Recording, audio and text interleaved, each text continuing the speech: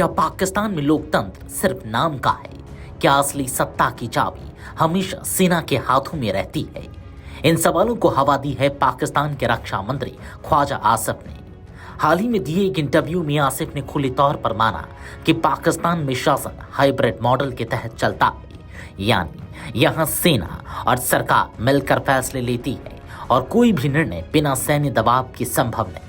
Interview के दौरान जब उनसे पूछा गया कि पाकिस्तान में सेना प्रमुख का इतना प्रभाव क्यों है, तो रक्षा मंत्री तक उनके अधीन नजर आते हैं, तो आसिफ ने गोलमोल जवाब देने के बजाय सच्चाई सामने रखी। उन्होंने कहा, यह पूरी तरह समान नहीं है, लेकिन फैसले सहमति से लिए जाते हैं।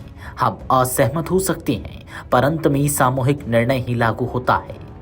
इस बयान ने एक बार फिर पाकिस्तान की राजनीति में सेना के दबदबे की पुष्टि करती है।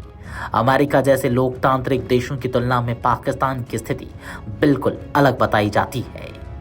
जब उनसे कहा गया कि अमेरिका में रक्षा मंत्री के पास जनरलों को बर्खास्त करने का अधिकार होता है, तो आसिफ ने अमेरिकी व्यवस्था को डीप स्टेट कहकर टाल दिया। यह पहली बार नहीं है जब आसिफ ने इस व्यवस्था को स्वीकार या सही ठहराया हो।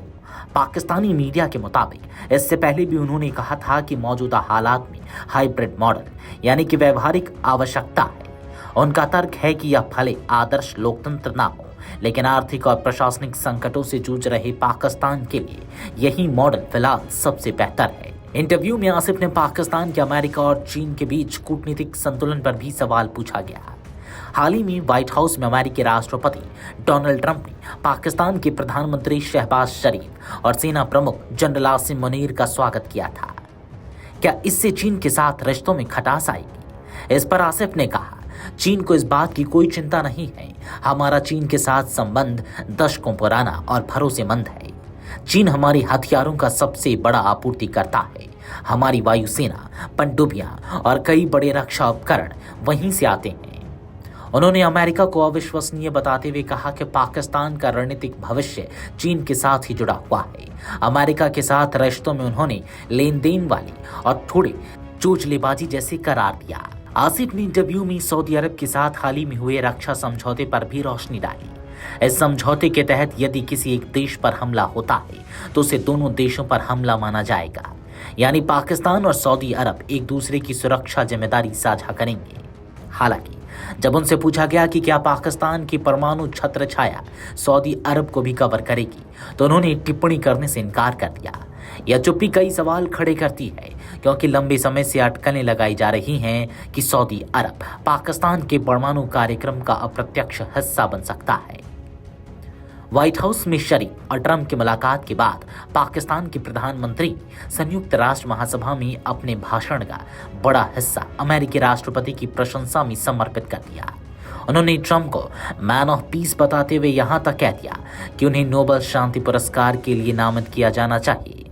हालांकि भारत ने इस दावे को खारिज कर दिया। भारत का कहना है कि भारत पाकिस्तान युद्ध विराम समझौता दोनों देशों की डीजीएमओ के बीच सीधे संपर्क से हुआ था। इसमें किसी अन्य नेता की कोई भूमिका नहीं थी।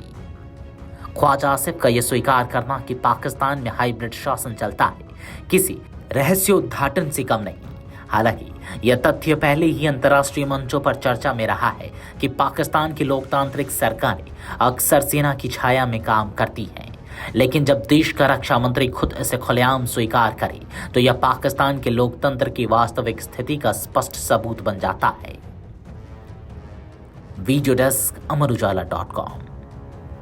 अगर आप ये वीडियो YouTube पर देख रहे हैं तो हमारे चैनल को सब्सक्राइब कर बेल आइकन दबाएं, और Facebook पर देख रहे हैं तो हमारे पेज को लाइक करें।